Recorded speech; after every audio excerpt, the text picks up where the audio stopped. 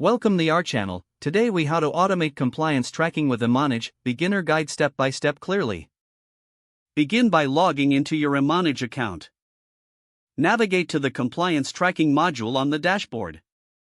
Familiarize yourself with the layout and key features of the module. Click on the Create New Compliance Track option. Enter a relevant title for your compliance track. Select the type of compliance you want to monitor from the drop-down menu. Fill in the required fields, such as description and due dates. Add any specific instructions or notes that will assist in tracking. Assign the compliance track to relevant team members using the Assign to feature. Set notifications to alert team members of any updates or deadlines. Save the compliance track to finalize the creation.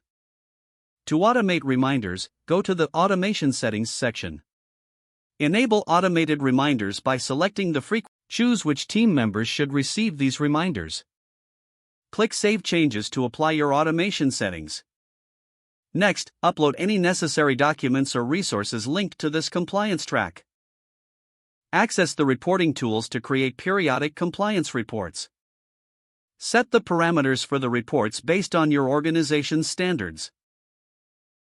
Schedule regular reports to be generated automatically. Review the preview of the report to ensure it meets your requirements. Finalize the scheduling of the report to complete the process. Consistently monitor the compliance track through the dashboard for updates. Regularly review feedback from team members to improve the process. Utilize the iManage support resources for any questions or troubleshooting. With these steps, you can effectively automate compliance tracking using iManage. If the page does not load, refresh the browser or try again in a private or incognito window. Make sure you are using the correct email address, then retype it carefully to avoid small typos.